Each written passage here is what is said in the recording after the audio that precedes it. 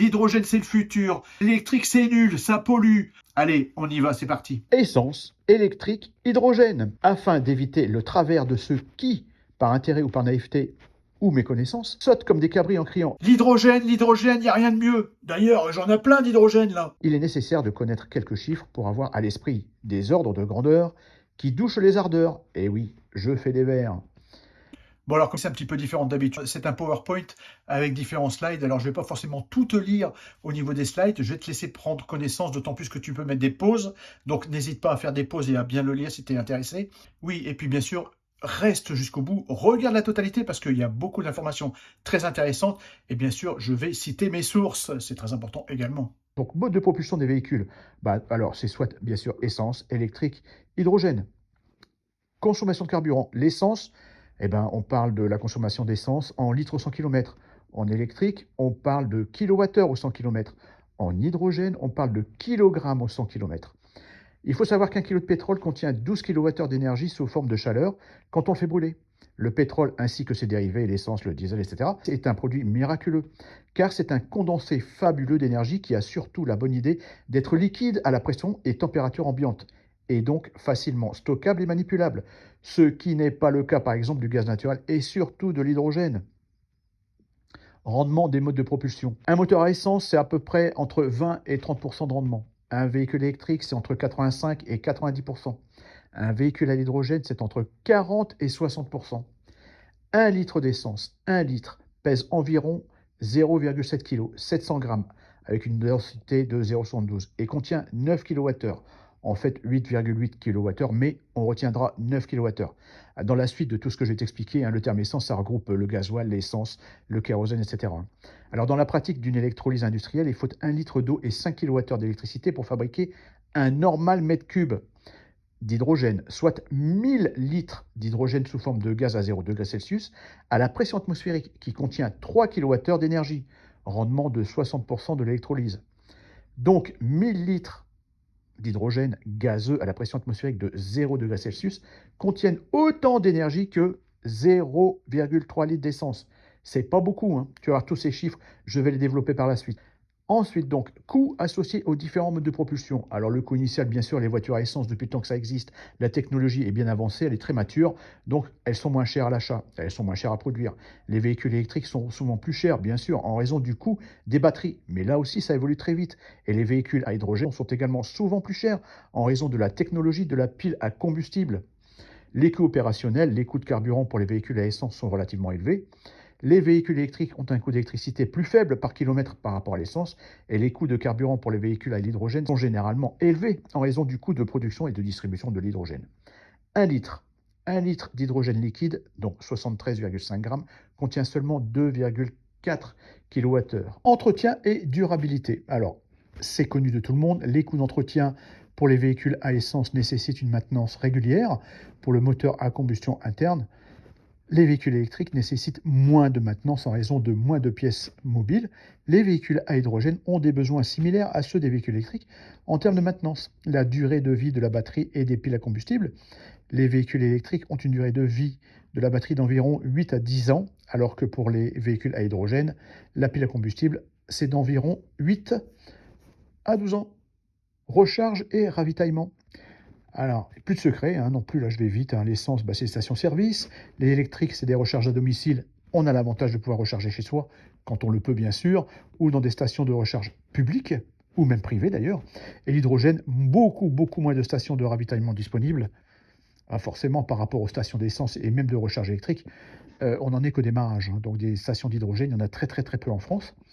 À savoir que maintenant, pour une voiture moyenne avec moteur à combustion interne, consommant à peu près 7 litres d'essence par 100 km, il faut donc 2 kg d'hydrogène contenant 66 kWh pour parcourir 100 km, ce qui représente un volume de 49 litres d'hydrogène à 700 bars ou 28 litres d'hydrogène liquide qui fuit rapidement.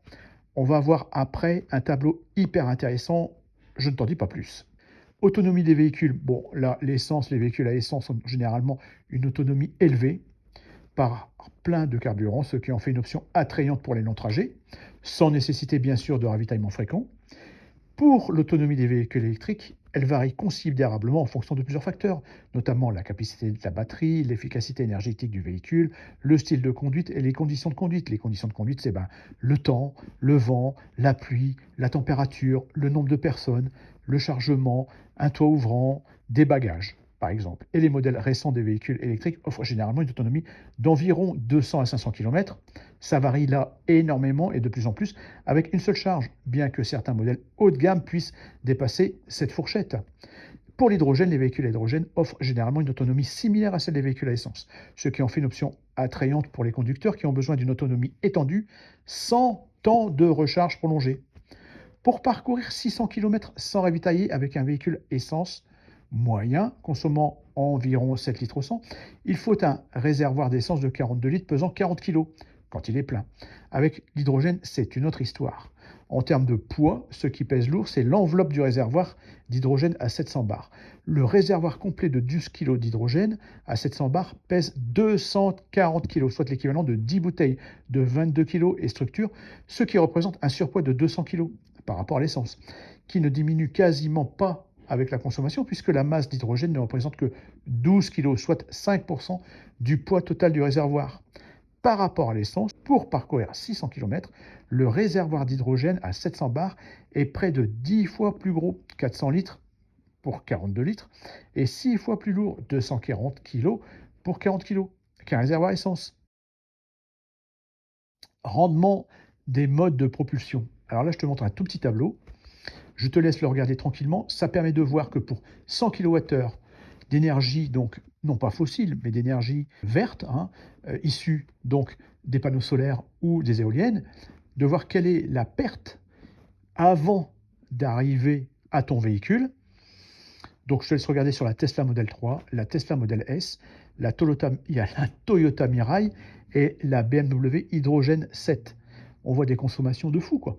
Pour 100 kW, une Tesla Model 3 permet donc de rouler 459 km, une Model S 405 km, une Toyota Mirai, décidément je ne vais pas y arriver, 173 km, et une BMW Hydrogène 7, 46 km. Je te laisse regarder le tableau rapidement. Bien sûr, tu peux faire une pause avant d'aller plus loin, et je continue. Rendement des véhicules. C'est ce que je viens de te dire. Prenons 100 kWh d'électricité produite par une source renouvelable telle qu'une éolienne. Pour alimenter un véhicule avec une pile à combustible, cette énergie doit être convertie en hydrogène par électrolyse. On perd lors de cette étape environ un quart de l'électricité. L'hydrogène produit doit ensuite être comprimé, réfrigéré et transporté à la station d'hydrogène. On perd à nouveau 10% d'énergie. Une fois à l'intérieur du véhicule, l'hydrogène est converti en électricité et on perd encore environ 40% d'énergie. Enfin, 5% d'énergie sont perdus lorsque l'électricité est utilisée dans le moteur pour déplacer le véhicule. C'est dingue! Pour une voiture électrique, comme la Model 3 Tesla, avec une consommation moyenne de 18,5 kWh au 100 km, 18,5 c'est déjà beaucoup, c'est plutôt 14, 13, bien sûr ça dépend de plein de paramètres. On peut donc parcourir environ 459 km avec 100 kWh d'énergie renouvelable, principalement sur voie rapide ou autoroute. La Tesla Model S, avec une consommation de 21 kWh au 100, peut parcourir environ 405 km avec la même quantité d'énergie. Comparativement, les voitures à hydrogène comme la Mirai et la BMW présentent beaucoup plus de pertes d'énergie. La Mirai ne peut parcourir que 173 km avec 100 kWh, tandis que la BMW Hydrogène 7 est encore moins efficace, ne parcourant que très peu de distance avec 100 kWh. 1 kg d'hydrogène vert coûtait en 2020 environ 15 € et contient environ 30 kWh d'électricité. Les voitures à hydrogène ont une perte d'énergie élevée, avec 45 kWh, c'est même plus, perdus par rapport aux véhicules électriques qui n'ont qu'une perte de 15 kWh. Cela résulte en une efficacité réduite pour les voitures à hydrogène. Par rapport à l'essence, pour parcourir 600 km, le réservoir d'hydrogène à 700 bars est près de 10 fois plus gros, 400 litres, 42 litres, c'est ce que je disais précédemment, et 6 fois plus lourd, 240 kg pour 40 kg, qu'un réservoir d'essence. L'efficacité des voitures à hydrogène pourrait être améliorée, mais même avec une réduction de la consommation d'hydrogène à 0,5 kg au 100, la distance parcourue reste inférieure à celle des voitures électriques, ce qui remet en question la compétitivité à long terme des voitures à hydrogène par rapport aux voitures électriques. Et tout ça sans parler plus précisément du prix de l'électricité et de l'hydrogène. On y revient. Prix et consommation. Si tu es intéressé par les véhicules électriques, j'ai fait un petit e-book gratuit. Donc n'hésite pas à aller sur mon site teslasympa.fr. Tu pourras trouver le lien qui te permettra donc de télécharger gratuitement cet e-book sur toutes les questions à se poser avant d'acheter un véhicule électrique et toutes les questions, les bonnes questions à se poser quand on a déjà un véhicule électrique. Donc n'hésite pas à y aller. Et puis si cette vidéo te plaît, n'hésite pas à mettre un petit pouce, à t'abonner. J'ai aussi d'autres vidéos très intéressantes sur quelle est la meilleure et la moins chère carte de recharge électrique, quel est le meilleur badge de recharge électrique, toutes les erreurs à ne pas faire en véhicule électrique. Donc beaucoup de vidéos sur mon site Tesla Sympa YouTube. N'hésite pas également à les voir. Et bien sûr sur mon site teslasympa.fr, beaucoup de trucs et d'astuces. Pour parcourir 100 km avec une voiture moyenne 7 litres au 100, il faut 2 kg, l'équivalent de 2 kg d'hydrogène ou 66 kWh. C'est ce que j'ai déjà précisé précédemment. Il en coûterait donc 66 kWh que multiplie 16,9 centimes du kWh égale environ 11,20 € hors taxe de coût d'hydrogène livré dans le réservoir de la voiture. À ce coût d'environ 12 €, il faut rajouter les taxes en vigueur actuellement, 5,60 € pour 7 litres d'essence. Sinon, qui paie les recettes fiscales de l'État dont a besoin la collectivité. Il en coûterait donc aujourd'hui au minimum 17 € TTC pour faire 100 km avec l'hydrogène issu d'une électrolyse industrielle, alors que 7 litres d'essence à 1,50 € coûte 10,50 € et que 7 litres d'essence à 2 € coûte 14 €. Il faudrait atteindre au minimum 2,50 € le litre pour arriver à 17,50 € pour commencer à être financièrement concurrentiel, compte tenu des inconvénients. Poids, volume, autonomie et recharge. Pour un véhicule électrique qui consomme environ 18 kWh au 100, voire moins, hein, parce que 18 kWh, là, bon, je parle d'une Tesla Model 3, il y a d'autres véhicules électriques qui consomment beaucoup plus. On est au minimum à 3,60 € au 100 en rechargeant à domicile, en fonction du contrat d'électricité que tu as, jusqu'à environ 3 fois plus sur des superchargeurs rapides lorsque tu pars en vacances. Impact environnemental des modes de propulsion. Alors, les véhicules à essence ont traditionnellement eu un impact environnemental significatif en raison des émissions de gaz. Je te laisse lire jusqu'en bas. Voilà. Ensuite, les véhicules électriques, là, pareil, je te laisse lire jusqu'en bas. On rentre dans les détails. Si l'électricité provient de sources renouvelables, telles que l'énergie éolienne, solaire ou hydraulique, les véhicules électriques peuvent avoir une empreinte carbone très très faible, voire nulle en termes d'émissions directes. Et pour les véhicules à hydrogène, là c'est pareil, je te laisse lire jusqu'en bas. Je te laisse faire une pause si tu veux. Je descends un petit peu plus pour avoir l'ensemble de la diapo.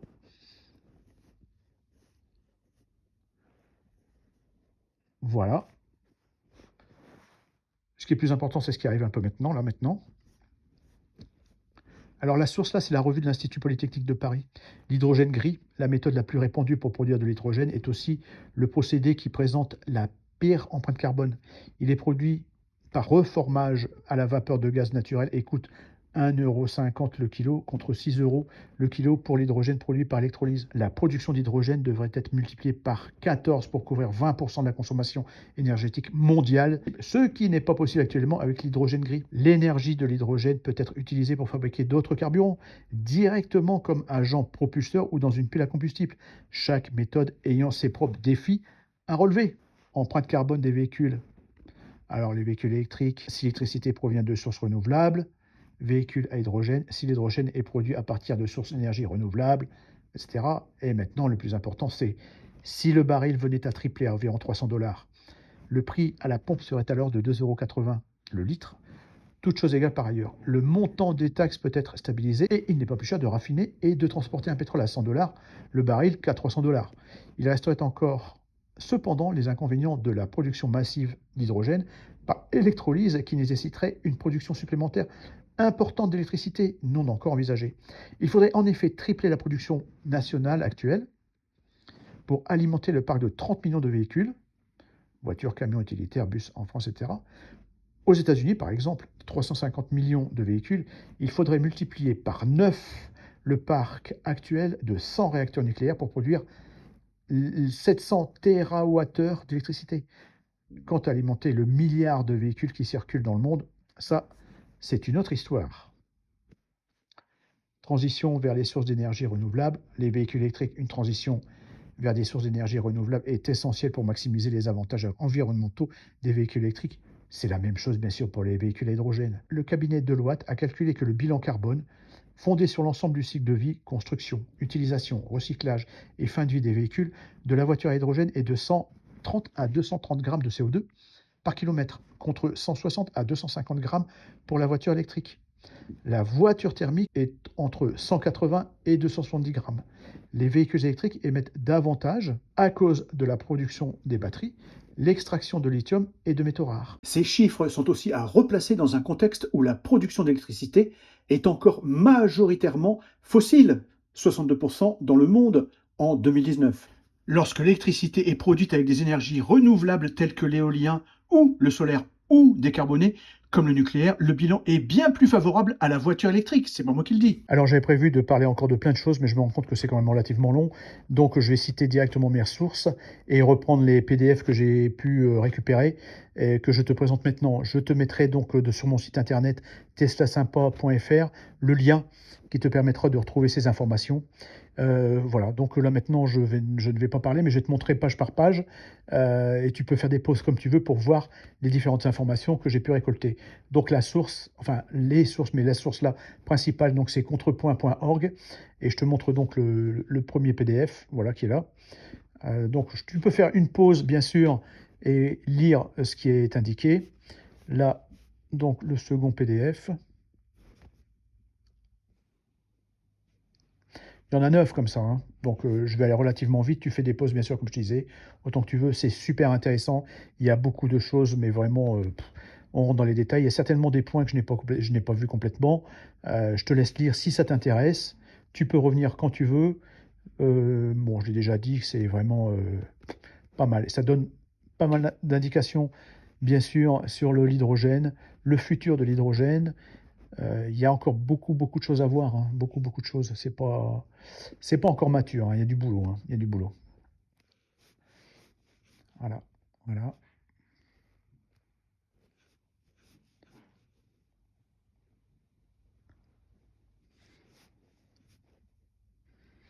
Alors, je ne sais pas si j'ai le droit de reproduire ce genre de choses. Je ne sais pas si j'ai le droit de les diffuser. Si on me dit, je ne pense pas, je n'ai rien vu de tel. Mais bon, si encore une fois, je n'ai pas le droit, ben, je supprimerai de la vidéo cette partie-là. Et puis, tu retrouveras, comme je disais au début, les différents éléments sur mon site internet teslasympa.fr. Voilà.